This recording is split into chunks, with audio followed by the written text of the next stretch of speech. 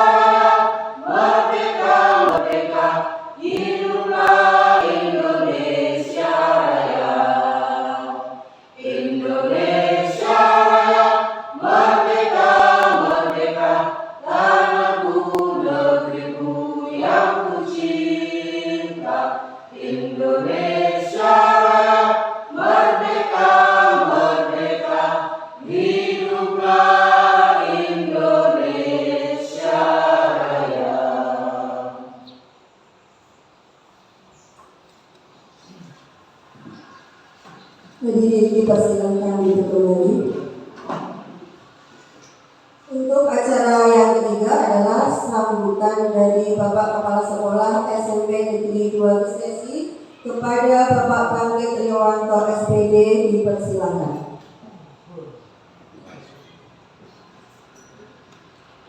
Terima kasih, Assalamualaikum warahmatullahi wabarakatuh. Bismillah, alhamdulillah,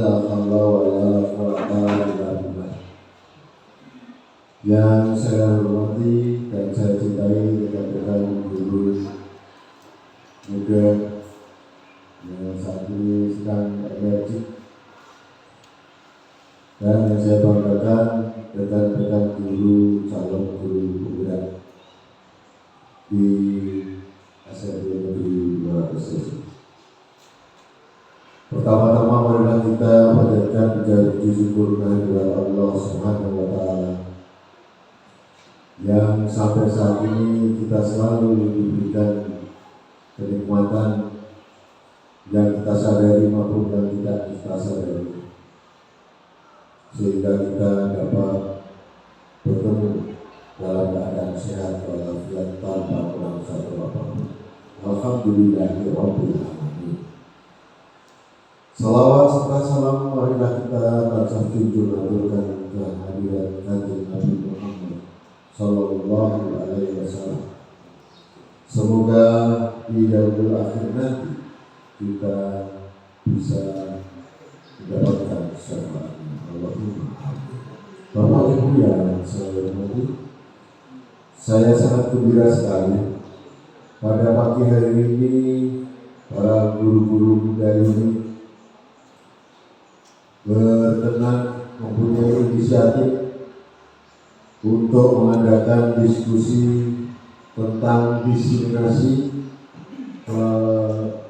budaya positif di SMP Negeri 2 Keses.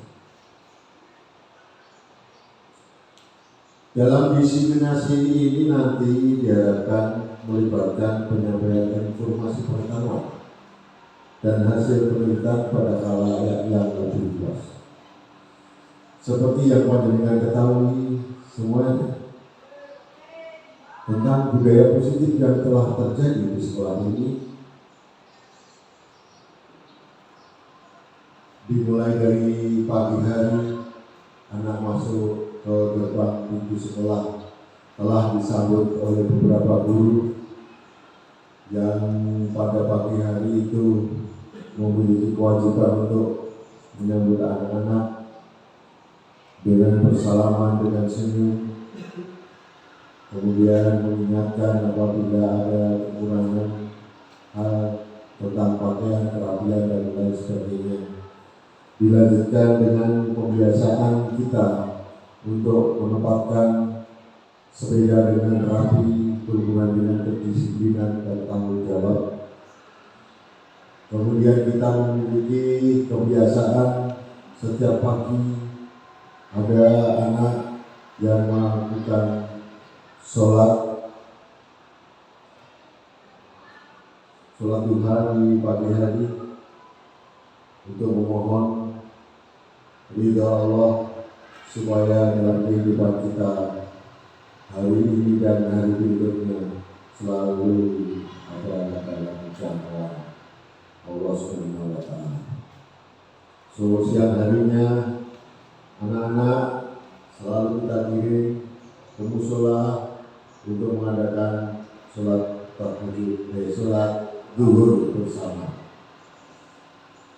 Dan masih banyak lagi pembiasaan anak kita yang sangat baik, seperti menjaga kebersihan, membuang sampah sendiri, membersihkan ruangannya sendiri, menata sendiri. Saudara-saudara, nanti dalam diskusi ini dipersilakan saudara-saudara bisa mendiskusikan langkah perkembangan inovasi apa yang akan dan harus kita kerjakan di tahun-tahun berikutnya sehingga menjadi lebih baik. Apakah sekolah kita tidak baik? Sudah baik, tapi masih ada sekolah yang lebih baik. Sebaiknya kita meniru sekolah-sekolah kita, sekolah yang lebih baik. Karena satu sisi sekolah kita baik, sisi yang lain sekolah lain ada yang memiliki sisi yang baik juga, sehingga kita dapat belajar dari keadaan-keadaan sekolah yang lainnya. Kita tidak usah malu meniru program yang sudah dipergunakan oleh sekolah lain untuk kita pergunakan di sekolah ini. Untuk para pewaris sekolah ini, karena yang kedua segera lengser, maka panjenengan sebagai pemuda-pemuda yang setelah ini menurunkan wong tua ngelangserke warisan adik-adiknya. Nah, warisan itu warisan tanggung jawab. Warisannya itu nanti pada suatu saat nanti di mata yang akan datang, Indra memimpin, saudara memimpin, saya memimpin Dimakan Pak, apa bisa? Yang mengatakan bisa itu bukan kita. Yang mengatakan bisa itu nanti kehendak Tuhan sendiri dan usaha panjenengan dan keyakinan panjenengan. Jenengan orang yakin orang bakal. Contohnya, Pak Bangkit, jenengan nanti loh. Besok, jadi kabin dia, aku sih Pak, lu belum bisa. Nah, rata-rata ya, rata-rata. Pak Bangkit sampai dari camat dia, wah orang apa? Tapi kalau panjenengan makanya ini untuk kehidupan ya. Satu, jangan mengatakan tidak bisa untuk hari ini, karena Anda bisa. Jangan mengatakan tidak mampu karena Anda mampu. Dan Anda pasti mampu, pasti bisa. Karena Anda adalah orang-orang hebat. Apakah saya hebat? Iya. Cuma panjenengan nggak sadar kalau jenengan itu hebat. Yang membuat kita itu lemah adalah kesadaran panjenengan mengatakan, aku kok suka orang lain. Tidak ada yang kalah, itu ada suatu waktunya, ada waktunya yang tua-tua ini kalah. Sampai saat ini saja, yang tua-tua seperti saya kalah dengan anak-anak yang lulusan sarjana kemarin. Dia sudah menggunakan teknologi terbarukan. Saya masih menggunakan itu dengan komputer, kalkulator, komputer. Sekarang sudah tidak kalkulator komputer lagi, sudah masuknya ke AI. Apa aku belum kenalan nih, belum. Jangan sampai ketinggalan untuk teknologi itu kejar. AI dia kotor, kenapa kayak apa itu? Begitu saudara, saya memberikan semangat pada panjenengan. Siapa yang sukses panjenengan, bukan orang-orang tua ini. Siapa yang hebat panjenengan itu, bukan orang tua seperti saya. Orang-orang tua seperti saya ini istilahnya tenaganya sudah tinggal 30%. Panjenengan masih 100% full tenaga. Di otaknya memiliki rancangan, tenaga, waktu, semangat masih ada full. Yang tua tinggal 30%. Maka untuk itu saya menyadari bahwa segera anak-anak muda harus segera mengambil alih kegiatan dan pimpinan dan memikirkan sekolah kemajuan terbaru. Demikian saudara, semoga panjenengan semua berhasil. Allahumma amin. Semoga dilindungi Allah. Allahumma amin. Kumpul bangsa Malaysia dan mulia kabupaten. Allahumma amin amin ya rabbal alamin. Matur nuwun untuk ini dengan mengucap basmalah berkenan acara diskusi destinasi ya pakai ini ya. Nah, destinasi tujuan ini kan destinasi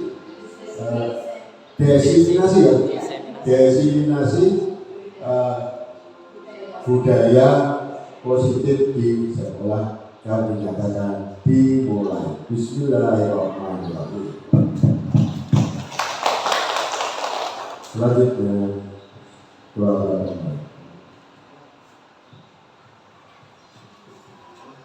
Terima kasih sekali kepada Bapak Bangkit yang selalu memberikan dukungan kepada seluruh Bapak Ibu Guru SMP Negeri 2 Kesesi untuk selalu berkembang lebih baik lagi. Terutama khususnya bagi kami para pendidik calon guru penggerak yang sedang mengikuti pendidikan. Assalamualaikum warahmatullahi wabarakatuh. Alhamdulillahirrahmanirrahim. Wassalatu wassalamu ala asyrofil anbiya'i wal mursalin wa ala alihi washabihi ajmain. Amma ba'du. Kepada Bapak Kepala Sekolah SMP Negeri 2 Kesesi yang kami hormati, Bapak Ibu Guru SMP Negeri 2 Kesesi yang saya hormati pula, serta rekan-rekan CTP SMP Negeri 2 Kesesi. Pada kesempatan ini kami ucapkan terima kasih atas kehadiran Bapak Ibu Baiklah Bapak Ibu guru semua, masuk ke acara inti pada pagi hari ini adalah diseminasi budaya positif yang akan disampaikan oleh calon guru penggerak Ibu Anita Vikayanti SPD. Kepada beliau dipersilakan.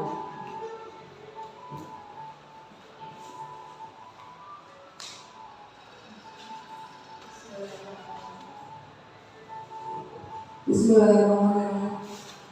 Terima kasih atas waktunya yang diberikan Bapak Ibu guru yang saya hormati. Sebelumnya saya ucapkan terima kasih karena untuk yang kedua kalinya kami, terutama saya, mengundang Bapak Ibu guru untuk mengikuti acara diseminasi budaya positif di SMP 2 Sesi. Diseminasi ini adalah salah satu tugas yang harus kami lalui dalam pendidikan calon guru penggerak. Kemudian Bapak Ibu sekali lagi, kami sebagai CGP, kami bukan apa-apa di sini. Kami bukan bermaksud untuk mengajari Bapak Ibu guru. Kami yakin Bapak Ibu guru itu lebih pandai dari kami. Pengalaman Bapak Ibu guru jauh lebih banyak daripada kami. Dan kami di sini bukan apa-apa tanpa adanya dukungan, bantuan, dan peran serta Bapak Ibu guru yang ada di sini dalam menjalankan budaya positif, terutama yang akan kami diseminasikan pada hari ini. Langsung saja untuk menghemat waktu, untuk budaya positif yang kami laksanakan di modul 1.4 itu ada beberapa konsep inti dari budaya positif. Antara lain materi yang kita pelajari adalah tentang perubahan paradigma belajar, kemudian ada disiplin positif, kemudian ada nilai-nilai universal, kemudian motivasi perilaku manusia, kebutuhan dasar manusia, keyakinan kelas, posisi kontrol, kemudian ada kaitannya hukuman, konsekuensi, dan restitusi, dan yang terakhir adalah tahap segitiga restitusi. Dari sekian banyak materi yang kita pelajari itu sebenarnya saling berkaitan. Intinya dalam materi ini untuk menciptakan budaya positif, masing-masing poin tersebut saling berkaitan dan saling mendukung satu sama lain. Next, berikutnya. Yang pertama adalah tentang pembelajaran dengan paradigma baru. Dalam kurikulum Merdeka ini kita mengenal adanya pembelajaran dengan paradigma baru yang merupakan pembelajaran yang dirancang dengan prinsip pembelajaran berdiferensiasi, sehingga peserta didik belajar sesuai dengan kebutuhannya berdasarkan tahap perkembangannya sesuai teori psikologi modern untuk mewujudkan profil belajar Pancasila. Saya yakin Bapak Ibu guru yang sudah mengajar di kelas 7 dan kelas 8 sudah hafal apa itu profil pelajar Pancasila. Profil pelajar Pancasila yang terdiri dari 6 dimensi, antara lain yaitu beriman dan bertakwa kepada Tuhan Yang Maha Esa dan berakhlak mulia, kemudian kebinekaan global, ada mandiri, kemudian ada bernalar kritis, kemudian kreatif, dan bergotong royong. Karakter itu semua nanti akan menjadi salah satu pendukung dalam menciptakan budaya positif yang ada di lingkungan sekolah kita. Kemudian berikutnya, miskonsepsi tentang teori kontrol. Bapak Ibu guru, selama ini mungkin kita ada beberapa pendapat, pemahaman tentang teori kontrol yang antara lain mungkin ini juga terjadi pada kita, bahwa satu, ilusi guru mengontrol guru. Selama ini mungkin kita berpendapat bahwa kita bisa mengontrol guru. Kemudian yang kedua, ilusi bahwa semua penguatan positif, hal-hal yang kita berikan kepada anak sebagai contoh adalah efektif dan bermanfaat. Yang ketiga adalah ilusi bahwa kritik dan membuat merasa bersalah adalah menguatkan karakter. Yang keempat adalah ilusi bahwa orang dewasa berhak memaksa. Itu adalah beberapa miskonsepsi tentang teori kontrol. Padahal Bapak Ibu, kalau kita sadari, kita sebagai guru mungkin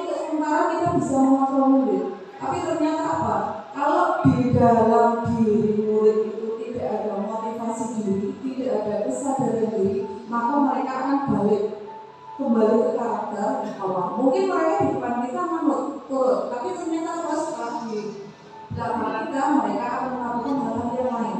Ya, mereka hanya takut di depan kita. Nah, itulah dari sekian miskonsepsi ini intinya bahwa semua yang dilakukan itu sebenarnya berbalik pada motivasi diri, motivasi intrinsik yang ada pada murid. Termasuk ketika kita memberikan contoh yang baik, selama ini kita kan berpikiran kalau kita memberikan contoh baik pasti anak-anak akan mengikuti. Tapi ternyata apa? Sama seperti tadi. Mungkin mereka mengikuti ketika ada gurunya, ketika ada gurunya di situ, ketika bapak ibu gurunya pergi, mereka akan kembali ke sini. Ini fakta yang sering terjadi di lingkungan sekolah kita. Itu adalah contoh-contoh miskonsepsi tentang teori kontrol. Kemudian berikutnya adalah mengubah paradigma stimulus respon pendekatan teori kontrol. Ada kaitannya dengan tadi miskonsepsi ya, bahwa kalau zaman dulu kita menggunakan stimulus respon dan untuk sekarang kita diharapkan bisa menerapkan teori kontrol. Untuk stimulus respon, realitas atau kebutuhan kita sama. Sedangkan pada teori kontrol, realitas, kebutuhan kita berbeda. Masing-masing murid memiliki kebutuhan yang berbeda-beda. Mereka punya karakter yang bermacam-macam, bervariasi, minat mereka berbeda, potensi mereka juga berbeda. Dan hal itu merupakan salah satu alasan kenapa kita harus memberikan pembelajaran yang berdiferensiasi, menyesuaikan dengan kebutuhan murid. Kemudian semua orang punya hal yang sama. Itu untuk stimulus respon. Kemudian untuk teori kontrolnya adalah setiap orang memiliki gambaran yang berbeda.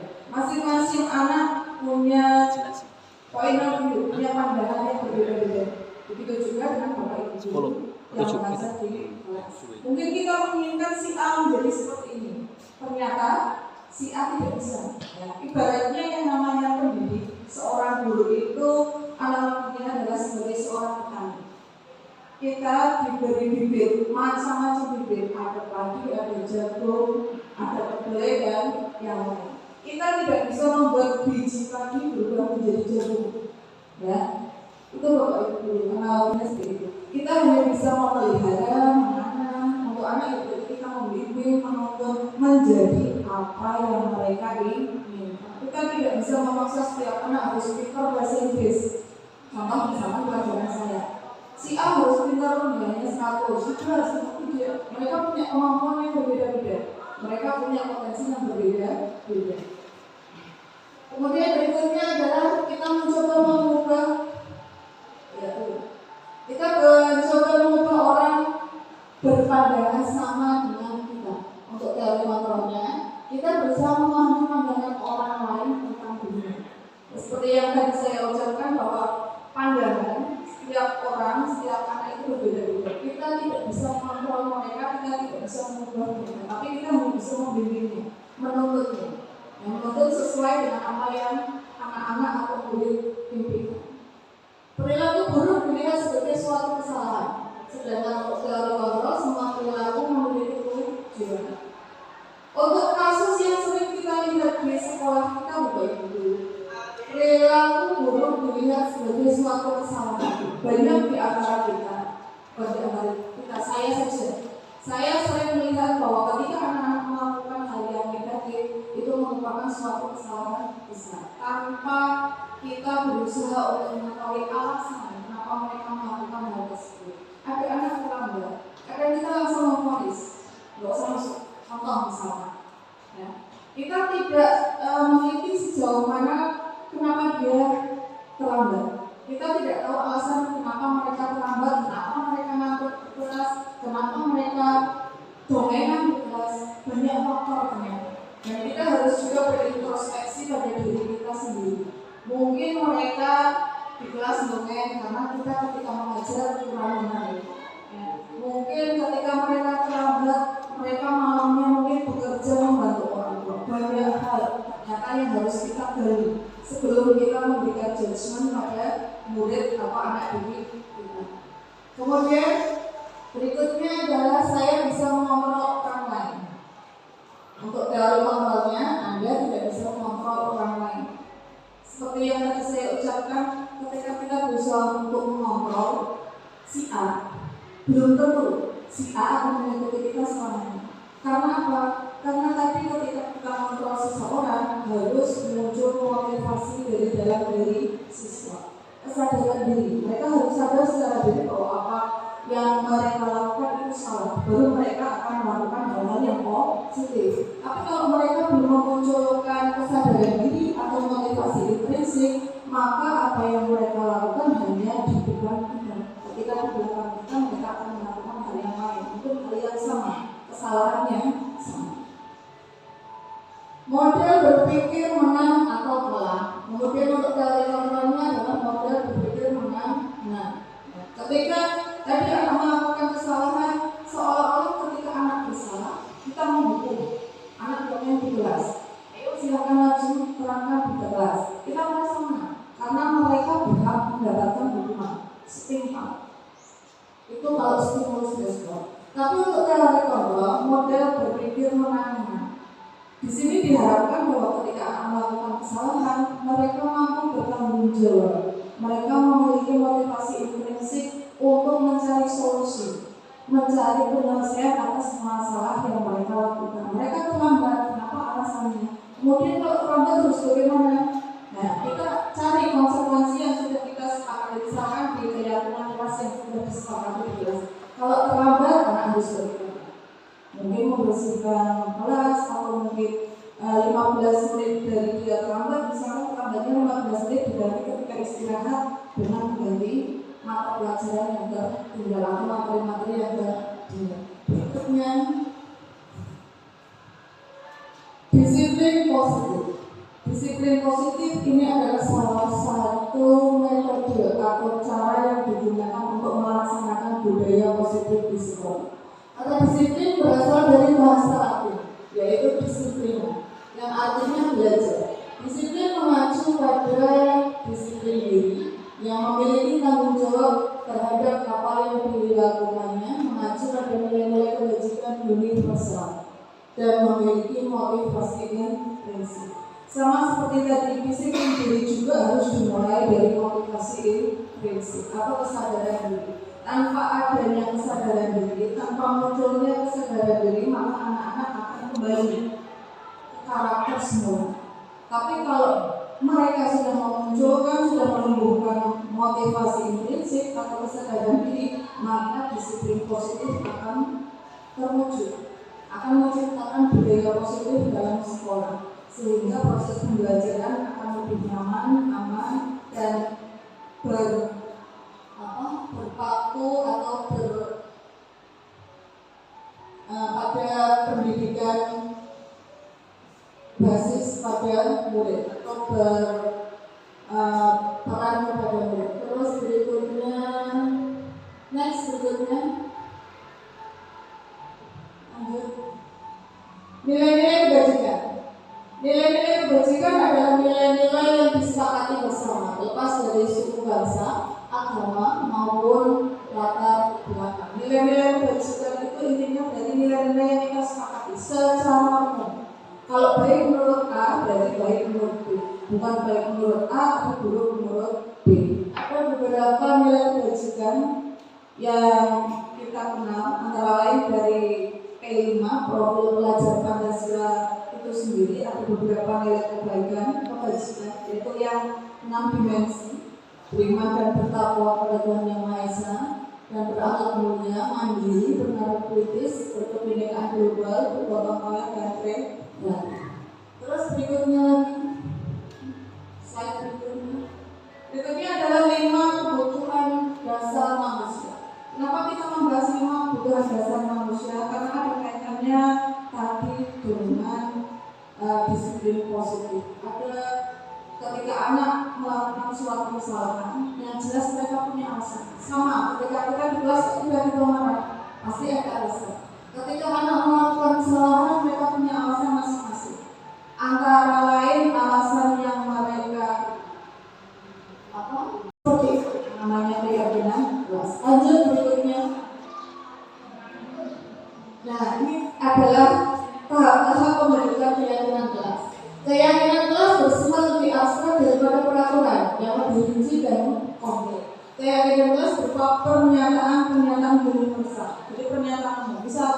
disiplin, tanggung jawab, saling menghormati, sopan santun, itu contohnya. Kemudian pernyataan keyakinan kelas senantiasa dibuat dalam bentuk positif. Diusahakan tidak menggunakan kata tidak dan jangan. Tidak membuang sampah sembarangan, buanglah sampah pada tempat. Itu contoh bentuk positif. Kemudian keyakinan kelas hendaknya tidak terlalu banyak. Kenapa? Biar mudah diingat. Mereka membuat sendiri. Kalau terlalu banyak mereka kan lupa. Bolak-balik tengok lagi keyakinan kelasnya. Tapi kalau kalimatnya simpel, mudah dihafal, mereka akan lebih ingat. Keyakinan kelas sebaiknya sesuatu yang dapat diterapkan di lingkungan tersebut. Nah, makanya keyakinan kelas ini diharapkan muncul dari ide atau pendapat murid-murid yang ada di kelas. Semua warga kelas hendaknya ikut berkontribusi dalam pembuatan keyakinan kelas. Bersedia meninjau. Jadi yang namanya keyakinan kelas diusahakan ada tinjauan. Kalau keyakinan kelas misalkan poin 1 kok kurang, berarti boleh diperbaiki dan harus ditinjau secara berkala. Mungkin 119 kali, mungkin 3 bulan sekali, boleh. Malah lebih bagus. Berikutnya, ya, masuk ke posisi kontrol. Nah, ini posisi kontrol ada kaitannya dengan posisi Bapak Ibu guru di kelas. Posisi kita ketika kita mengajar. Posisi kita ketika menyelesaikan permasalahan yang muncul di kelas. Posisi kontrol yang pertama penghukum. Bapak Ibu mari kita ingat-ingat selama mengajar pernah kita menghukum anak-anak kita. Sama, saya juga sering. Itu posisi kontrol menghukum. Kemudian nanti ada posisi kontrol membuat merasa bersalah. Posisi kontrol teman. Banyak di antara kita Bapak Ibu guru yang akrab dengan anak-anak. Ya, ini posisi kontrol teman. Kemudian ada juga posisi kontrol sebagai pemantau, posisi kontrol sebagai manajer. Kita lihat satu-satu. Berikutnya, posisi kontrol sebagai penghukum. Saya sering, belum lama kali. Nah, kita belajar untuk berintrospeksi diri. Kita ada di posisi apa saja sekarang. Dari 5 posisi kontrol ternyata nanti kita diharapkan menjadi seorang manajer. 5 posisi kontrol ini nanti ada identitas tunggal dan ada identitas sukses. Maksudnya apa? Dari 5 posisi kontrol itu ada yang negatif, ada yang bisa ke arah positif. Posisi kontrol sebagai penghukum. Ya, seperti tadi yang sudah kita bahas yaitu hukuman. Hukuman itu bisa berupa fisik, bisa juga berupa verbal atau ucapan kasar. Nada suara kalau kita marah di kelas. Ada suara yang tinggi mungkin sampai melotot-lotot menunjuk. Nah, masih ada ya? Masih banyak. Dulu saya juga.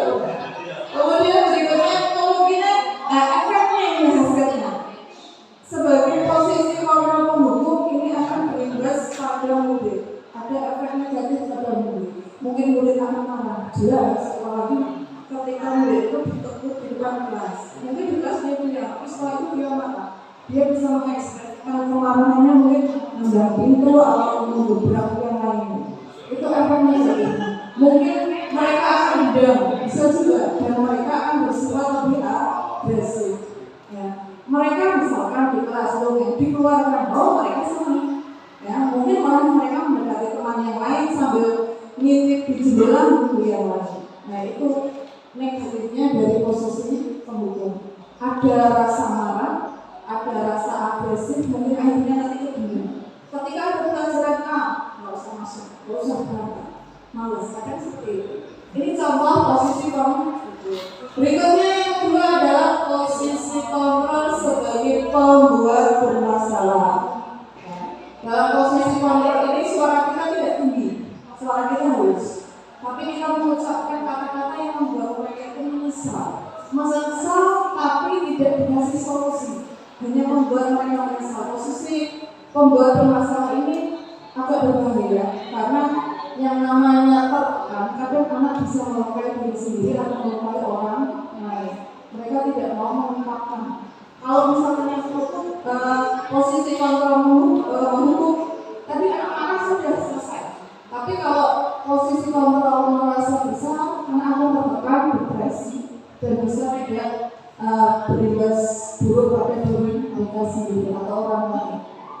berikutnya. Posisi kontrol yang ketiga adalah teman. Banyak di antara kita yang dengan anak-anak kan ya, Bapak Ibu ya. Jadi Bapak Ibu sudah menempatkan diri pada posisi kontrol sebagai teman. Sama anak-anak saat ini itu berarti kita sudah posisi kontrol teman. Untuk posisi kontrol penghukum, posisi kontrol pembuat masalah itu akan menghasilkan identitas gagal. Gagalnya dampaknya apa? Bersisi negatif pada anak tidak menemukan solusi, tapi dia akan melakukan tindakan negatif. Kemudian untuk tiga posisi kontrol yaitu sebagai teman, sebagai pemantau dan manajer ini adalah termasuk posisi kontrol untuk identitas sukses. Ya, ada hal positif setelah ini. Untuk posisi kontrol sebagai teman juga ada positif, ada sisi negatifnya. Kita dengan murid akrab. Ya. Tapi apa yang akan terjadi? Kita lihat di lingkungan kita bahwa ketika kita akrab dengan siswa, kadang siswa malahan menjawab seperti kemarin, ya dari kata bicaranya, kemudian sopan santunnya, ngomongnya juga seperti teman. Tidak ada perbedaan antara guru dan teman. Itu sisi negatif.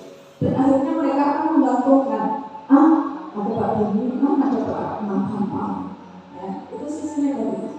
Sisi positifnya mungkin kita bisa menyemangati mereka karena kita akrab dengan mereka, kita bisa memantau dan menerima. Terus berikutnya posisi kontrol sebagai pemantau. Posisi kontrol sebagai pemantau ini berdasarkan kita melakukan sesuatu berdasarkan aturan-aturan yang ada. Kemudian mengandalkan data yang dapat dijadikan bukti, kemudian memahami konsekuensi dari kesepakatan tadi. Kita sebagai pemantau berarti kita mengingatkan, membimbing, memantau. Kamu salah, berarti kamu harus melakukan apa? Kamu terlambat, berarti kamu harus apa? Itu posisi pemantau. Terakhir adalah posisi yang paling atas. Kita diharapkan sebagai posisi manajer. Posisi manajer adalah posisi di mana guru berbuat bersama dengan murid, mempersilahkan murid untuk bertanggung jawab atas perilaku, kemudian mendukung murid agar dapat menemukan solusi atas permasalahannya sendiri. Ada suaranya juga halus, tidak seperti penghukum yang marah-marah. Nah, diharapkan dari posisi manajer ini, ketika ada permasalahan kita bisa melakukan restitusi. Ya, restitusi ini adalah suatu dialog antara murid dengan siswa. Nanti di bagian berikutnya ada di mana inti dari restitusi ini mengharapkan agar siswa atau murid itu sadar, memiliki kesadaran diri bahwa apa yang dilakukan itu salah dan mereka harus bertanggung jawab, kemudian mencari solusinya sendiri. Ini tingkatnya begini dan konsekuensi. Terus lanjut berikutnya. Nah, ini masuk ke segitiga restitusi. Segitiga restitusi adalah tahapan yang kita lakukan ketika kita menyelesaikan masalah. Ya. Ketika menyelesaikan masalah yang ada di lingkungan kelas kita atau lingkungan sekolah kita diharapkan melakukannya melalui 3 tahap. Yaitu yang pertama adalah menstabilkan identitas. Berikutnya slide berikutnya. Ya, menstabilkan identitas. Contoh kalimat yang bisa kita ucapkan ketika ada anak yang berbuat salah untuk menstabilkan identitas mereka. Berbuat salah itu tidak apa-apa, wajar. Setiap orang melakukan kesalahan. Mungkin ibu guru juga, bapak ibu guru juga sama. Sebagai manusia pasti melakukan kesalahan. Kemudian bapak atau ibu tidak tertarik mencari siapa yang salah, tapi ingin mencari solusi dari permasalahan ini. Apakah kamu sedang menjadi teman yang baik untuk dirimu sendiri kalau kamu melakukan hal ini atau tindakan ini? Ini contoh pertanyaan yang bisa kita ajukan ke murid ketika mereka melakukan suatu kesalahan. Jadi jangan langsung kamu salah, kamu harus ini dia. Tapi kita harus benar-benar menyelamatkan. Baiklah Bapak Ibu Guru semua, masuk ke acara inti pada pagi hari ini adalah diseminasi budaya positif yang akan disampaikan oleh calon guru penggerak Ibu Anita Vikayanti SPD. Kepada beliau dipersilakan.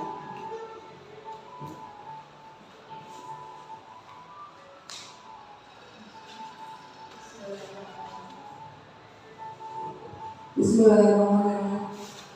Terima kasih atas waktunya yang diberikan Bapak Ibu guru yang saya hormati. Sebelumnya saya ucapkan terima kasih karena untuk yang kedua kalinya kami, terutama saya, mengundang Bapak Ibu guru untuk mengikuti acara diseminasi budaya positif di SMP 2 Sesi. Diseminasi ini adalah salah satu tugas yang harus kami lalui dalam pendidikan calon guru penggerak.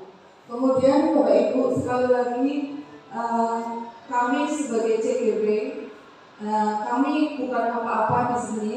Kami bukan bermaksud untuk mengajari Bapak Ibu guru. Kami yakin Bapak Ibu guru itu lebih pandai dari kami. Pengalaman Bapak Ibu guru jauh lebih banyak daripada kami. Dan kami di sini bukan apa-apa tanpa adanya dukungan, bantuan, dan peran serta Bapak Ibu guru yang ada di sini dalam menjalankan budaya positif, terutama yang akan kami diseminasikan pada hari ini.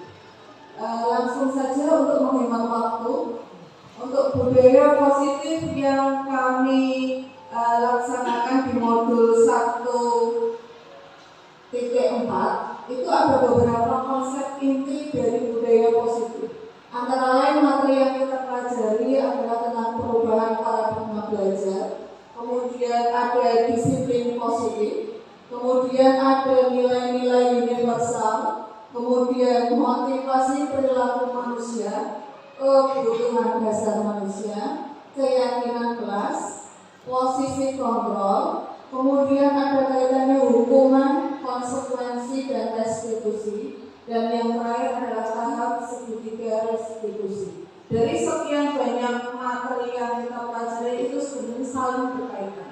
Intinya dalam materi ini untuk menciptakan budaya positif, masing-masing poin tersebut saling berkaitan dan saling mendukung satu sama lain. Next, berikutnya.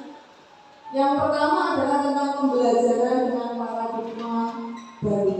Dalam kurikulum Merdeka ini kita mengenal adanya pembelajaran dengan paradigma baru yang merupakan pembelajaran yang dirancang dengan prinsip pembelajaran berdiferensiasi, sehingga peserta didik belajar sesuai dengan kebutuhannya berdasarkan tahap perkembangannya sesuai teori psikologi modern untuk mewujudkan profil pelajar Pancasila.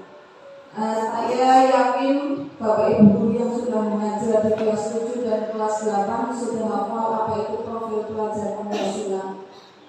Profil pelajar Pancasila yang terdiri dari 6 dimensi, antara lain yaitu beriman dan bertakwa kepada Tuhan Yang Maha Esa dan berakhlak mulia, kemudian kebinekaan global, ada mandiri, kemudian ada bernalar kritis, kemudian kreatif, dan bergotong royong. Karakter itu semua nanti akan menjadi salah satu pendukung dalam menciptakan budaya positif yang ada di lingkungan sekolah kita. Kemudian berikutnya, miskonsepsi tentang teori kontrol. Bapak Ibu guru, selama ini mungkin kita ada beberapa pendapat, pemahaman tentang teori kontrol yang antara lain mungkin ini juga terjadi pada kita, bahwa satu, ilusi guru mengontrol guru. Selama ini mungkin kita berpendapat bahwa kita bisa mengontrol guru. Kemudian yang kedua, ilusi bahwa semua penguatan positif, hal-hal yang kita berikan kepada anak sebagai contoh adalah efektif dan bermanfaat. Yang ketiga adalah ilusi bahwa kritik dan membuat merasa bersalah adalah menguatkan karakter. Yang keempat adalah ilusi bahwa orang dewasa berhak memaksa. Itu adalah beberapa miskonsepsi tentang teori kontrol. Padahal Bapak Ibu, kalau kita sadari, kita sebagai guru, mungkin untuk sementara kita bisa mengontrol murid. Tapi ternyata apa?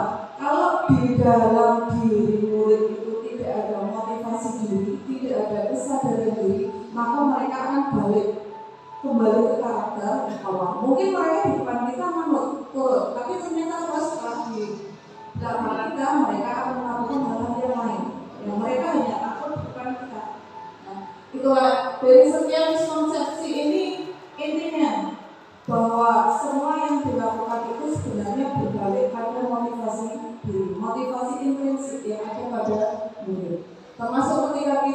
memberikan contoh yang baik. Selama ini kita kan berpikiran kalau kita memberikan contoh baik pasti anak-anak akan mengikuti. Tapi ternyata apa? Sama seperti tadi. Mungkin mereka mengikuti ketika ada gurunya, ketika ada gurunya di situ, ketika bapak ibu gurunya pergi, mereka akan kembali ke sini. Ini fakta yang sering terjadi di lingkungan sekolah kita. Itu adalah contoh-contoh miskonsepsi tentang teori kontrol. Kemudian berikutnya adalah mengubah paradigma stimulus respon pendekatan teori kontrol. Ada kaitannya dengan tadi miskonsepsi ya, bahwa kalau zaman dulu kita menggunakan stimulus respon dan untuk sekarang kita diharapkan bisa menerapkan teori kontrol. Untuk stimulus respon, realitas atau kebutuhan kita sama dengan pada teori kontrol.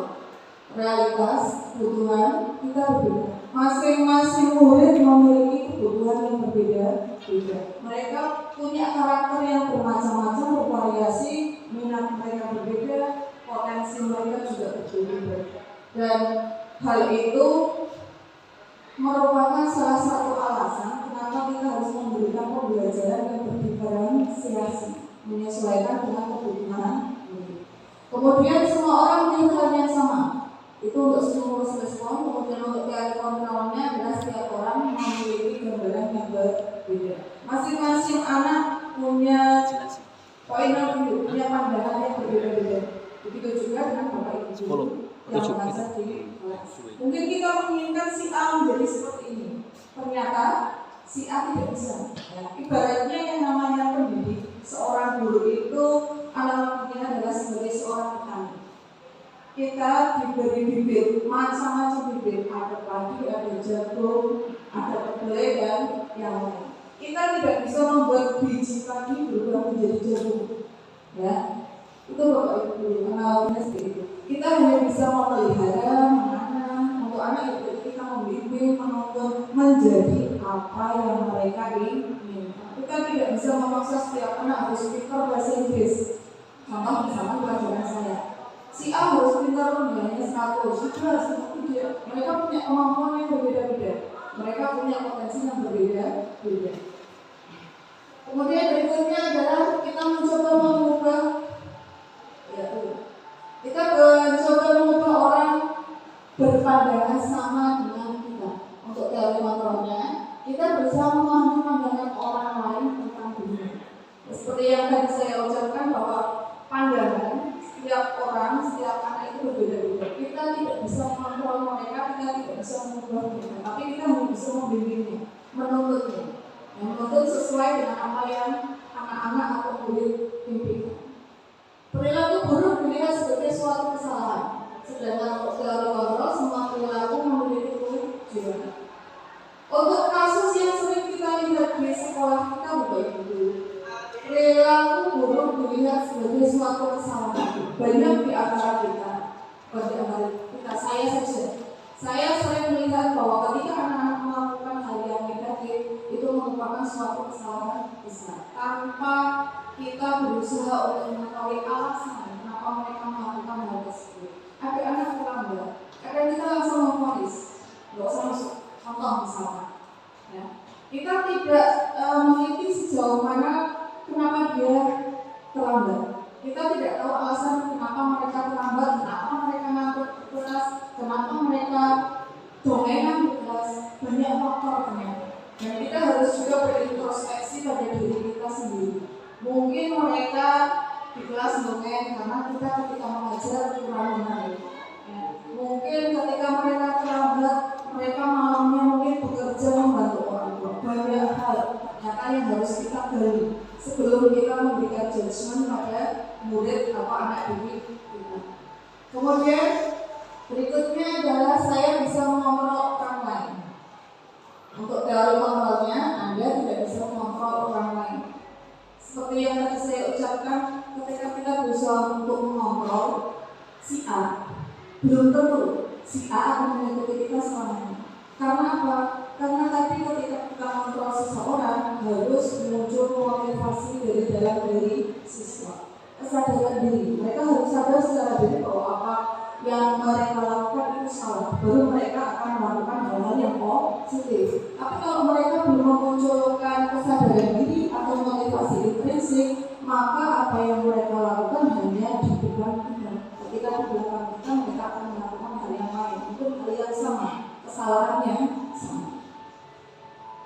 Model berpikir menang atau kalah. Kemudian untuk teori kontrolnya adalah model berpikir menang. Nah, ketika tadi anak melakukan kesalahan, seolah-olah ketika anak bersalah, kita menghukum anak yang di kelas. Ayo silakan maju terangkan di kelas. Kita merasa menang karena mereka berhak mendapatkan hukuman setimpal. Itu kalau stimulus respon. Tapi untuk teori kontrol, model berpikir menang. Di sini diharapkan bahwa ketika anak melakukan kesalahan, mereka mampu bertanggung jawab. Mereka memiliki motivasi intrinsik untuk mencari solusi, mencari penyelesaian atas masalah yang mereka lakukan. Mereka terlambat, kenapa alasannya? Kemudian kalau terlambat terus bagaimana? Nah, kita cari konsekuensi yang sudah kita sepakati, misalkan di keyakinan kelas yang sudah disepakati di kelas. Kalau terlambat, anak harus bagaimana? Mungkin membersihkan kelas atau mungkin 15 menit dari dia terlambat, misalnya terlambatnya 15 menit diganti ketika istirahat dengan mengganti mata pelajaran yang tertinggal atau materi-materi yang tertinggal. Berikutnya, disiplin positif. Disiplin positif ini adalah salah satu metode atau cara yang digunakan untuk melaksanakan budaya positif di sekolah. Kata disiplin berasal dari bahasa Latin, yaitu disiplin, yang artinya belajar. Disiplin mengacu pada disiplin diri yang memiliki tanggung jawab terhadap apa yang dilakukannya, mengacu pada nilai-nilai kebajikan universal dan memiliki motivasi intrinsik. Sama seperti tadi, disiplin diri juga harus dimulai dari motivasi intrinsik atau kesadaran diri. Tanpa adanya kesadaran diri, tanpa munculnya kesadaran diri, maka anak-anak akan kembali ke karakter semula. Tapi kalau mereka sudah memunculkan, sudah menumbuhkan motivasi intrinsik atau kesadaran diri, maka disiplin positif akan terwujud, akan menciptakan budaya positif dalam sekolah, sehingga proses pembelajaran akan lebih nyaman, aman, dan berpaku atau pada pendidikan basis pada murid atau berperan kepada murid. Terus berikutnya, berikutnya lanjut. Nilai-nilai kebajikan. Nilai-nilai kebajikan adalah nilai-nilai yang disepakati bersama, lepas dari suku bangsa, agama maupun latar belakang. Nilai-nilai kebajikan itu intinya dari nilai-nilai yang kita sepakati secara umum. Kalau baik menurut A berarti baik menurut B, bukan baik menurut A tapi buruk menurut B. Ada beberapa nilai kebajikan yang kita kenal, antara lain dari P5 profil pelajar Pancasila itu sendiri. Ada beberapa nilai kebajikan yaitu yang 6 dimensi. Beriman dan bertakwa kepada Tuhan Yang Maha Esa, dan berakhlak mulia, mandiri, bernalar kritis, berkebinekaan global, bergotong royong dan kreatif. Terus berikutnya lagi, slide berikutnya adalah 5 kebutuhan dasar manusia. Kenapa kita membahas 5 kebutuhan dasar manusia? Karena ada kaitannya tadi dengan disiplin positif. Ada ketika anak melakukan suatu kesalahan, yang jelas mereka punya alasan. Sama ketika kita di kelas tiba-tiba marah, pasti ada alasan. Ketika anak melakukan kesalahan, mereka punya alasan masing-masing. Antara lain alasan yang mereka butuhkan adalah berasal dari 5 kebutuhan dasar ini. Mereka membutuhkan kebutuhan untuk bertahan hidup atau survival. Contohnya misalnya tempat tinggal, makanan, pakaian, kesehatan, dan keselamatan. Kemudian kasih sayang. Ternyata anak yang melakukan kesalahan di kelas, mungkin mereka butuh perhatian kita. Mereka butuh rasa kasih sayang kita, rasa diterima oleh guru, oleh teman satu kelas, atau bagian dari kelompok. Kemudian kebutuhan penguasaan atau power, yaitu prestasi, diakui, didengarkan, rasa harga diri dan memimpin. Kemudian ada kebutuhan kebebasan, ingin bebas, freedom. Ya, mereka mungkin ingin bebas, tidak ingin terkekang di dalam kelas. Mungkin pembelajaran yang kurang menarik membuat mereka bosan, akhirnya mereka melakukan hal-hal yang negatif, mengganggu teman, bagi sendiri, atau mungkin bahkan ngantuk. Kemudian yang kelima adalah kesenangan atau fun. Sama seperti tadi, seorang murid butuh kesenangan. Ketika mereka menemukan suasana kelasnya tidak menarik, mereka ingin mencari sesuatu yang menyenangkan. Mungkin dengan mengganggu teman, atau mungkin dengan melakukan hal-hal yang lain. Next, berikutnya. Nah, ini adalah contoh 3 motivasi perilaku. Ini adalah 3 alasan kenapa manusia melakukan suatu kesalahan atau suatu kegiatan. Yang pertama adalah motivasinya untuk menghindari ketidaknyamanan atau hukuman. Kita melakukan sesuatu hanya karena takut dihukum. Anak juga mungkin sama. Mereka datang tepat waktu. Alasannya apa? Ternyata mereka takut dihukum, takut disuruh nyapu halaman, takut disuruh membersihkan WC. Bisa juga seperti itu. Yang kedua, motivasi yang kedua adalah untuk mendapatkan imbalan atau penghargaan. Kita melakukan sesuatu hanya karena ingin mendapatkan imbalan, ingin mengharapkan penghargaan, ingin mengharapkan pujian. Itu motivasi jenis yang kedua. Yang ketiga adalah untuk menjadi orang yang mereka inginkan dan menghargai diri sendiri dengan nilai-nilai yang mereka percaya. Motivasi yang ketiga ini adalah motivasi yang paling bagus ya, kalau kita memilikinya. Karena apa? Di setiap tindakan yang kita lakukan, kalau kita memiliki motivasi intrinsik, kita berarti menghargai diri kita sendiri. Saya melakukannya bukan karena takut, bukan karena penghargaan, tapi itu memang tugas kita, tugas saya. Terus berikutnya, nah ini dihukum penghargaan. Bapak Ibu, ini masih ada kaitannya dengan pembelajaran kita di kelas, terutama saya juga pernah melakukan hal ini tentang penghargaan. Bapak Ibu, ternyata penghargaan yang kita berikan dalam wujud dunia itu kalau bisa tidak boleh dilakukan, ya kurang. Kenapa?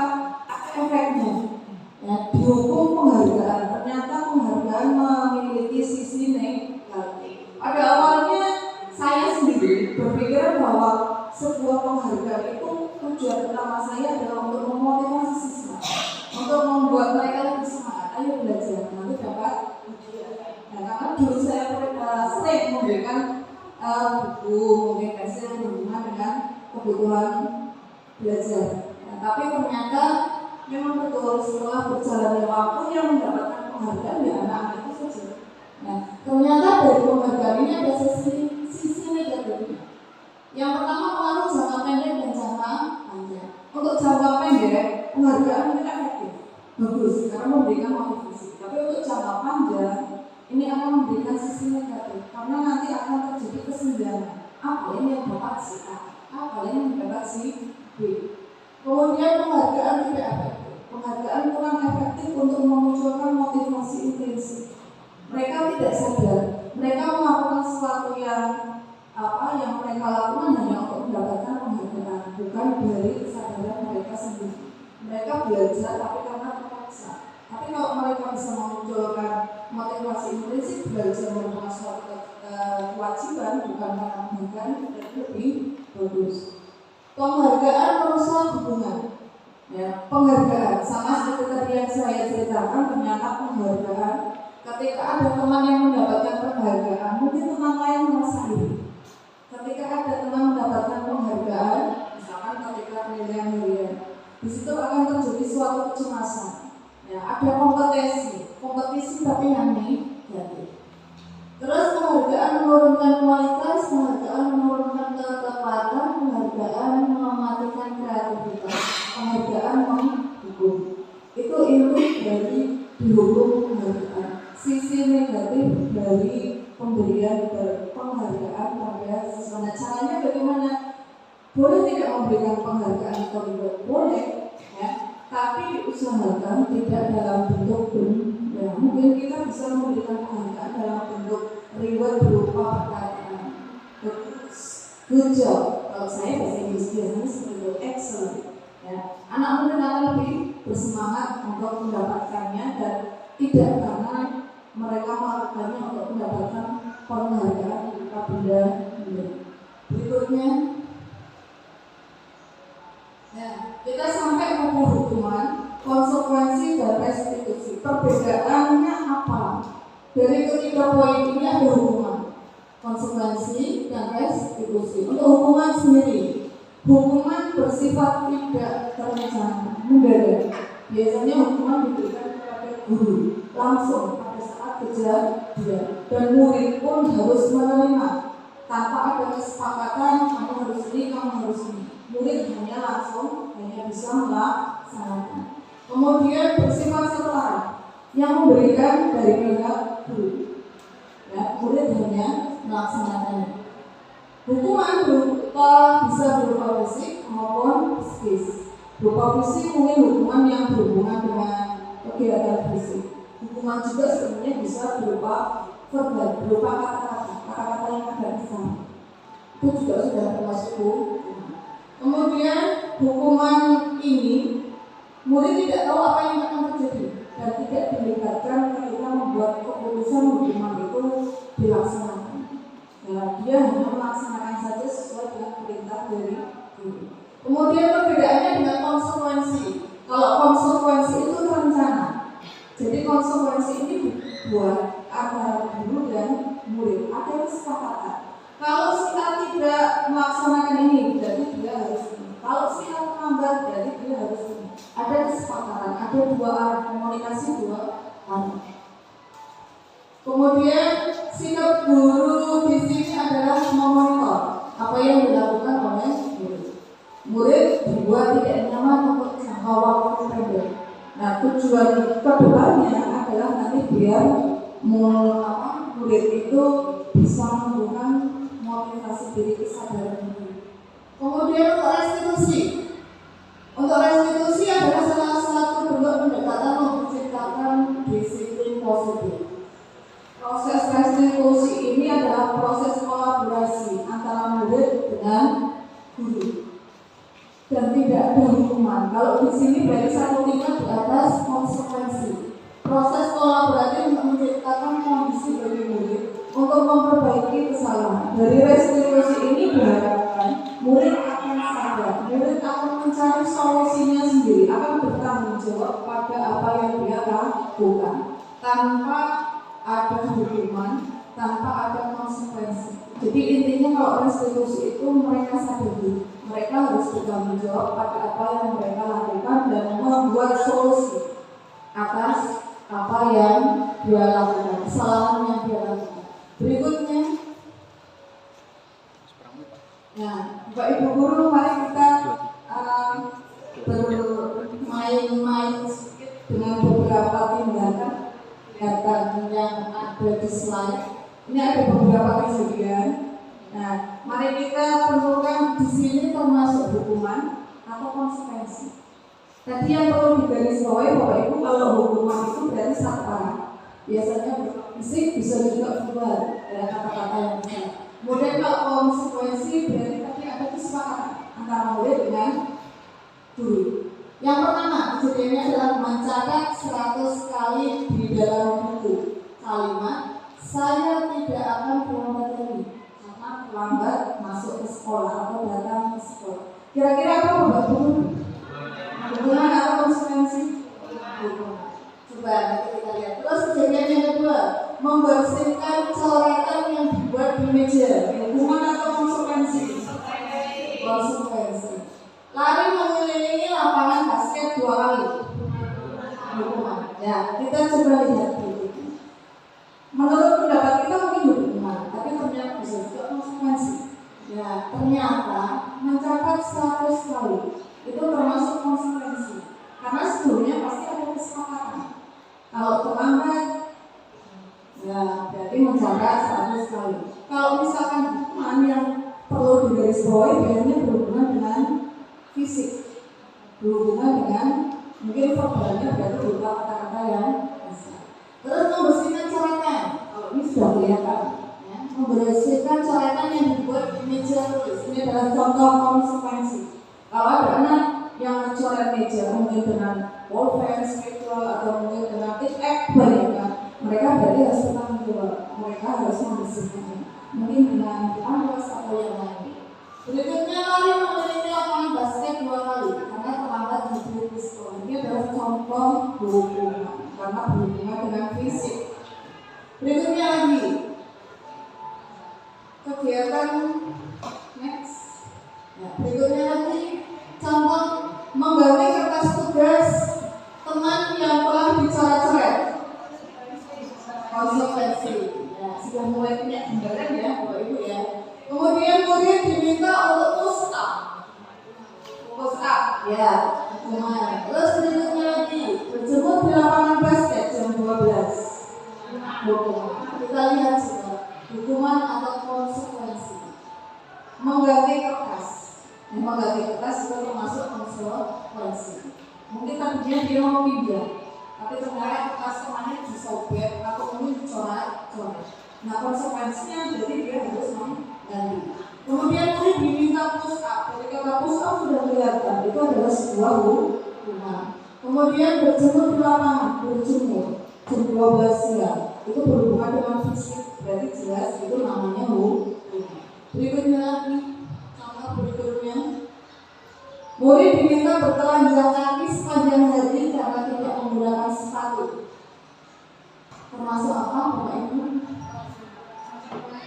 Tidak menggunakan sepatu warna hitam sesuai peraturan, diminta bertelanjang kaki sepanjang hari. Terus yang konsekuensi apa hubungan? Nanti kita lihat.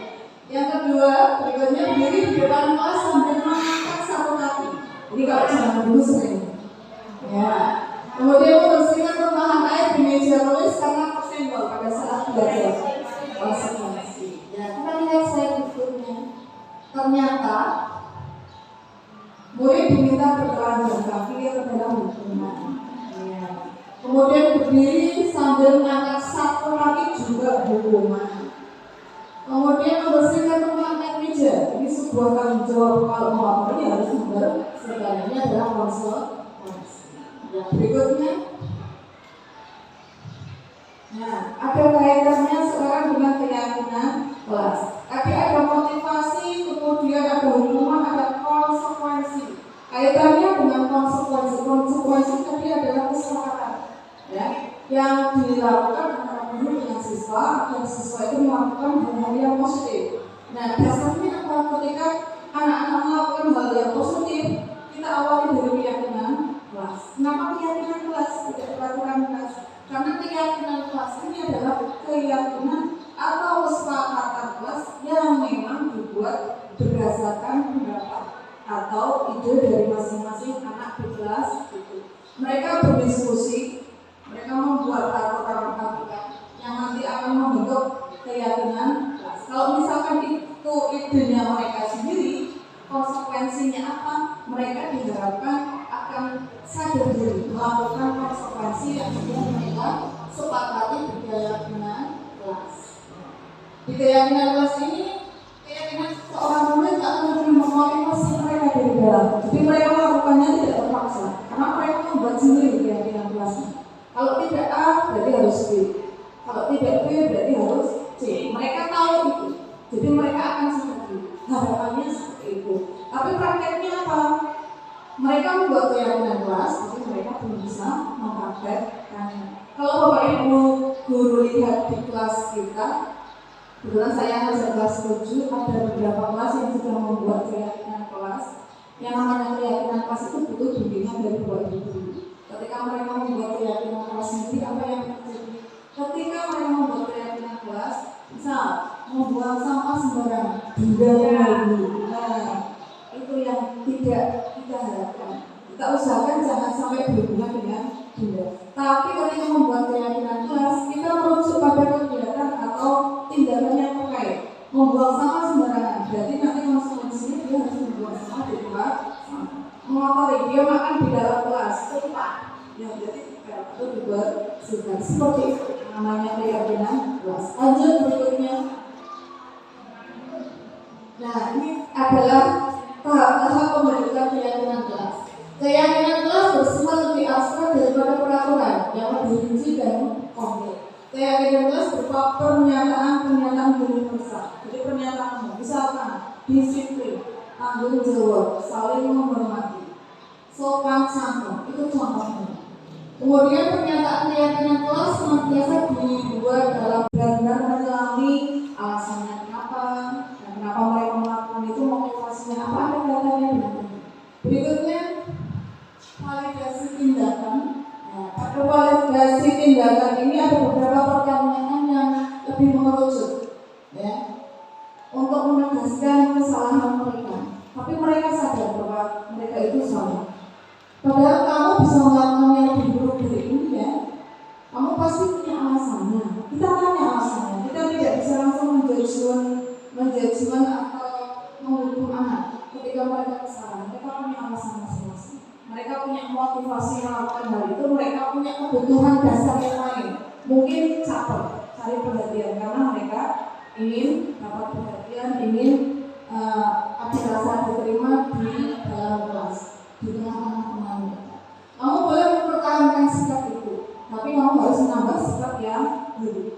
Nah, ini yang namanya tahap validasi tindakan yang salah. Berikutnya yang terakhir adalah menanyakan keyakinan. Nah, ada kaitan dengan tadi. Ketika kita sudah membuat kesepakatan atau keyakinan kelas, kita bisa mengaitkan dengan keyakinan kelas. Nah, si A melakukan tindakan, misalkan terlambat. Kita tanya, tadi alasannya terlambat kenapa? Terlambat itu ya salah, tapi tergantung alasannya, bisa diterima atau tidak, ya. Kemudian alasannya apa? Nah, ya, nanti untuk menanyakan keyakinan, kita bisa menanyakan dengan bahwa kira-kira yang kamu lakukan itu sudah sesuai belum dengan keyakinan kelas itu. Nanti pasti anak akan mengingat keyakinan kelasnya sudah dibuat kemarin apa ya yang tidak sesuai. Mereka akan mencari tahu, mereka akan mencari solusinya sendiri. Dari keyakinan kelas itu diharapkan mereka tahu kalau saya A berarti saya harus B, ketika saya B berarti harus C, harus melakukan konsekuensinya, tapi atas dasar kesadaran diri, tidak dipaksa. Berikutnya, setelah segitiga institusi, Bapak Ibu, kita ada kasus. Mungkin kasus ini biasa kita temukan di kelas. Saya ambil satu kasus saja. Nah, nanti kita kaitkan dengan posisi kita sebagai kontrol apa, posisi kontrol apa, kemudian kira-kira kebutuhan apa yang dibutuhkan oleh murid. Untuk studi kasusnya, saya bacakan Bapak Ibu. Ibu Deni sedang menjelaskan pelajaran bahasa Inggris. Saya sengaja mengambil bahasa Inggris karena saya belajar bahasa Inggris. Saya takut kalau yang saya tulis beberapa kali nanti ada yang marah. Namun beliau memperhatikan kalau Fajar malah tidur-tiduran. Ada ya, murid kita ya, banyak. Dan tanpa acuh tak acuh pada pelajaran. Fajar coba jawab pertanyaan nomor 3. Nah, si Ibu Deni ini langsung bertanya ketika dia melihat Fajar ngantuk tidur-tiduran, kita acuh coba pada di situ ada gurunya masih pelajaran. Bu Deni bertanya, Fajar, coba jawab pertanyaan nomor 3, maju ke depan. Nah, langsung disuruh maju dan kerjakan di papan tulis. Akhirnya Fajar anut karena dia dibawa kontrol oleh Bu Deni. Fajar pun tak panas-panasan maju ke depan, dan sesampai di depan papan tulis, Fajar hanya diam terpaku. Sama kasusnya seperti yang kita alami di sini juga banyak hal seperti itu. Disuruh maju tapi ya. Fajar hanya diam terpaku sambil memegang buku bahasa Inggrisnya dan memainkan sepeda di belakang. Ayo Fajar, makanya jangan tidur. Lain kali perhatikan. Sudah, sana duduk. Duduk kembali. Kira-kira siapa yang bisa? Dari budaya lanjutkan yang lain.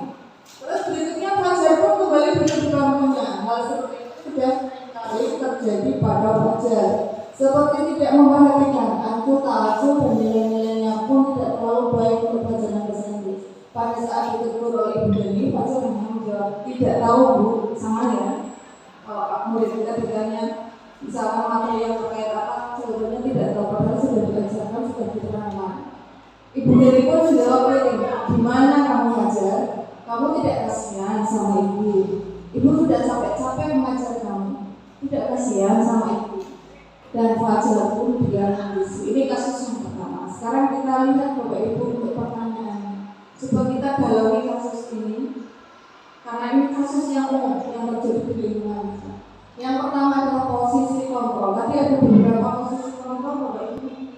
Ada 5 posisi kontrol sebagai penghukum, kemudian sebagai pembuat masalah, sebagai teman, sebagai pemantau, dan yang terakhir adalah sebagai manajer. Dari kasus ini, kira-kira Ibu Dani di posisi kontrol yang apa? Pembuat masalah, oke. Kira-kira dilihat dari sisi apa? Ibu Dani membuat sebagai posisi kontrol pembuat masalah, membuat merasa bermasalah pada Fajar. Nah, iya. Ibu Dani mengucapkan kamu tidak kasihan. Otomatis kalau seorang guru mengucapkan hal itu, anak-anak menjadi agak sedih ya Bapak Ibu ya. Dia akan merasa bersalah. Ya, kenapa saya tidak bisa perhatian dia melakukannya karena keinginan dia sendiri, dia tidak memperhatikan pembelajarannya, akhirnya dia tidak. Nah, terus pertanyaan yang kedua, selain masih satu ya, selain posisi kontrol, kira-kira sebagai apa? Fajar maju ke depan, kira-kira apa itu? Hukuman, ya, sebagai posisi kontrol hukum. Kemudian membaca sikap Fajar, kira-kira kebutuhan apa yang diperlukan? Slide berikutnya masing-masing. Slide pertanyaan tadi ya Bapak Ibu, untuk posisi kontrol sebagai penghukum. Ternyata Ibu Dani di sini masih menempatkan dirinya sebagai posisi kontrol, sebagai penghukum.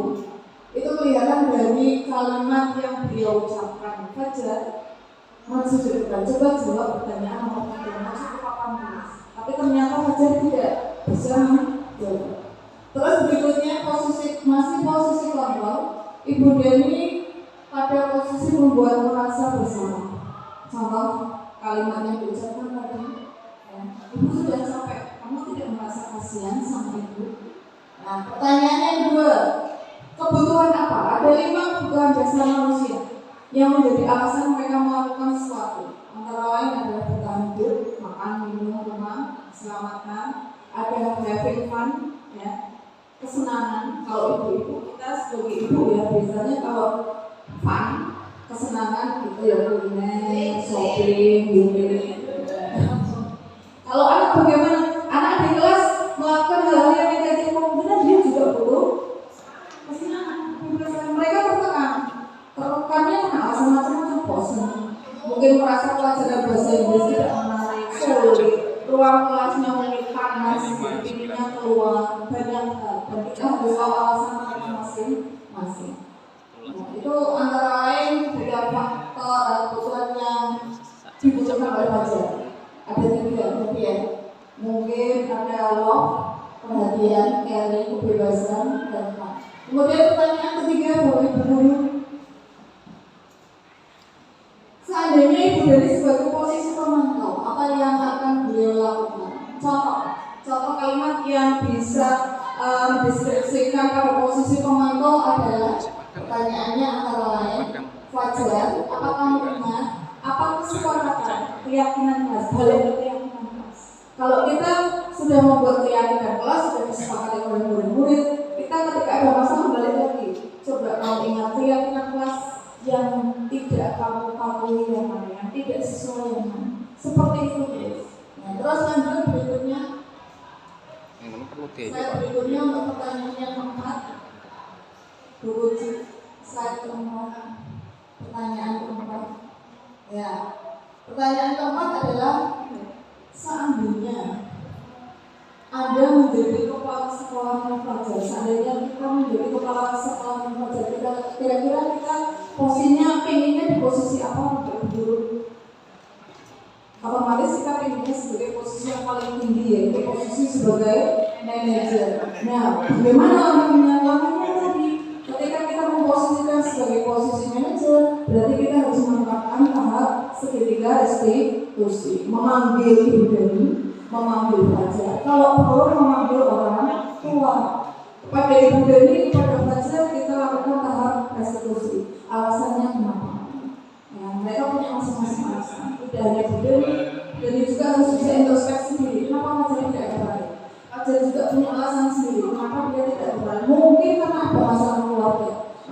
itu kita juga harus berkolaborasi dengan orang tua untuk penyelesaian. Kita sampai pada pengalaman penerapan budaya positif yang sudah saya lakukan di kelas ataupun di lingkungan sekolah kami. Yang pertama adalah penerapan budaya positif tentang penyusunan keyakinan kelas. Slide berikutnya, Pak. Untuk keyakinan kelas, pelaksanaan penerapan budaya positif ini saya lakukan dengan mendampingi siswa di kelas, terutama di kelas 7B. Saya melakukan pendampingan pada proses pembuatan keyakinan kelas dengan memberikan kertas post-it dengan harapan siswa kelas 7D mampu memberikan ide atau pendapat apa saja yang mereka inginkan agar terbentuk kelas yang nyaman seperti yang mereka harapkan. Kemudian setelah mereka menuliskan keyakinan kelas sesuai dengan ide atau pendapat mereka, saya meminta mereka untuk menempelkannya di papan tulis. Dari sekitar 32 anak masing-masing menempelkan di papan tulis. Kemudian setelah itu kita melakukan diskusi bersama di antara para siswa. Dari sekian ide atau pendapat keyakinan kelas itu ada banyak yang sama. Dan kita ambil salah satu dari beberapa poin tersebut untuk dijadikan pernyataan dalam keyakinan kelas. Berikutnya, ya, setelah keyakinan kelas disepakati bersama, pernyataan keyakinan kelas tersebut kemudian dibuat di atas kertas, kemudian ditempelkan di depan kelas sebagai acuan ketika mereka melakukan suatu hal yang melanggar aturan atau menyalahi kesepakatan dan keyakinan kelas, mereka bisa menerapkan keyakinan kelas sesuai dengan kesepakatan yang mereka laksanakan sebelumnya. Jadi konsekuensi yang harus mereka lakukan itu mereka sadar. Kemudian berikutnya, selain keyakinan kelas, penerapan budaya positif yang sudah saya lakukan adalah melaksanakan tahap studi restitusi pada anak-anak yang bermasalah. Antara lain adalah anak-anak di kelas 7F atas nama Ananda Rafa. Ketika pelajaran dia tertidur. Kemudian saya melakukan restitusi dengan memanggil Rafa pada jam istirahat. Berikutnya, ya, yang saya terapkan pada segitiga restitusi ini ada dua kasus. Yang pertama anak tertidur ketika pelajaran, dan yang kedua adalah kasus bullying antar sesama anak. Kasus yang pertama yaitu anak yang tidur di kelas. Berikutnya, pada kasus ini salah satu anak di kelas 7F tertidur di pojok kelas, dan dia tertidur karena bermain game sampai larut malam. Berikut ini adalah video cuplikan dari proses restitusi yang saya lakukan bersama Rafa. Monggo bisa diperhatikan Bapak Ibu.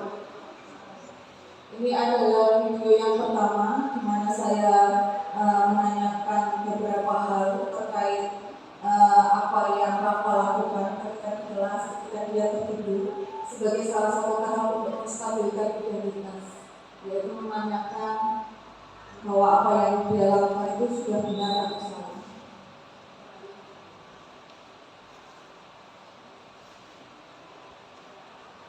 Ya, suaranya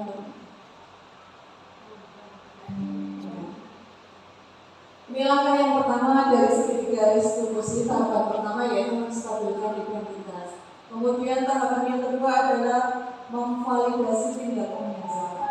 Kita bisa menanyakan sebenarnya alasan apa saja yang dia lakukan. Kenapa dia kok tidur sampai tidur di dalam kelas? Mungkin dia sengaja atau mungkin dia tidak sengaja bisa tidur. Ada banyak alasan. Nah, kita sebagai guru harus bisa memahami apa yang dilakukan oleh murid kita. Jangan sampai kita hanya memberikan judgement, ya. Jangan sampai kita berpikiran cepat tanpa mengetahui alasan dibalik apa yang mereka lakukan. Dari kasus ini ternyata Rafa ketika malam hari dia bermain game sampai jam 12 malam. Akhirnya ketika pagi hari dia tidur di kelas. Kemudian yang berikutnya adalah tahap menanyakan keyakinan. Setelah kita tahu apa alasan dibalik yang dia lakukan, keyakinan kelas sebelumnya diharapkan sudah ada di dalam kelas masing-masing Bapak Ibu. Jadi ketika kita melakukan restitusi, kita tahu bahwa anak sudah tahu konsekuensinya, dan diharapkan konsekuensi itu tidak hanya sebuah paksaan, tapi itu harus merupakan kesadaran dari diri anak. Kemudian berikutnya lanjut kasus yang kedua. Kasus yang kedua adalah bullying. Dan bullying ini dilakukan salah satu anak di kelas 7 kepada teman-teman. Bullying ini bukan bullying yang tingkat kasusnya agak tinggi sampai ke fisik, tidak. Bullying yang mereka lakukan adalah bullying saling mengejek, menyebut nama teman mereka dengan nama orang tua. Dan akhirnya apa? Ketika mereka saling mengejek, mereka akan bertengkar. Terus berikutnya videonya bahwa pada kasus ini kedua anak itu saya panggil pada jam istirahat, dia tidak mengganggu jam pelajaran. Sekalian saya pertemukan dua anak itu biar saya bisa memproses apa yang sebenarnya terjadi di antara mereka. Ya, tidak hanya satu anak saja, tapi kedua-duanya. Jadi saya nanti akan mengetahui alasan dibalik apa yang mereka lakukan. Tahapannya sama seperti tadi ya. Yang pertama yaitu menstabilkan identitas dengan menanyakan apa yang akan mereka lakukan.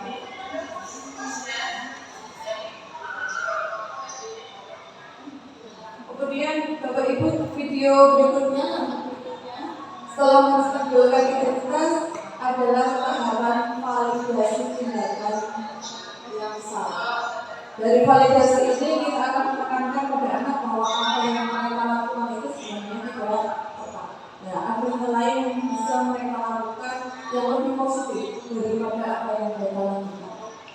Ya, baik dari si A dan anak yang di awalnya membuli maupun dengan si B, ya anak yang dibuli. Berikutnya langkah yang ketiga adalah menanyakan keyakinan kelas sama seperti tadi. Ketika keyakinan kelas sudah dibentuk dan sudah disepakati, maka kita akan mudah untuk menggiring mereka. Apa yang mereka lakukan itu sudah sesuai dengan keyakinan kelas itu. Dengan harapan ketika keyakinan kelas itu sudah dibentuk, maka mereka akan tahu apa yang harus mereka lakukan. Kemudian langkah berikutnya adalah dengan menanyakan keyakinan kelas, mereka akan memperbaiki apa yang harus dia lakukan.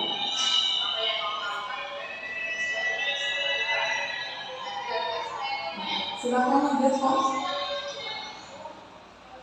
Ya, ini masih tahap dari menanyakan keyakinan kelas, masih mengoreksi ya keyakinan kelas apa saja yang belum bisa mereka terapkan dengan sesama teman. Antara lain dari keyakinan kelas tersebut mereka ternyata bisa menyimpulkan ternyata mereka belum bisa saling menghargai, belum bisa saling menghormati, belum bisa saling sopan santun. Ya, demikian adalah contoh penerapan budaya positif yang sudah saya lakukan di kelas maupun di lingkungan sekolah, dengan harapan apa yang saya lakukan ini bisa diterapkan juga pada Bapak Ibu guru yang lain, sehingga kedepannya sekolah kita akan menjadi sekolah yang nyaman dan aman untuk pembelajaran, terutama pembelajaran yang berpihak pada murid. Tak lupa juga Bapak Ibu guru untuk kita mengambil kesimpulan yang namanya restitusi itu tidak hanya sekali terus kita berhasil, tapi ternyata apa? Ketika sekali restitusi kita gagal, kita bisa mengulanginya sekali, dua kali, tiga kali, pokoknya dan seterusnya sampai restitusi itu benar-benar sesuai dengan tujuan kita. Bagaimana kalau restitusinya ternyata gagal? Berarti langkah selanjutnya apa? Kita harus refleksi. Kenapa kok bisa gagal? Mungkin langkah selanjutnya kita bisa berkolaborasi dengan Bapak Ibu guru yang lain.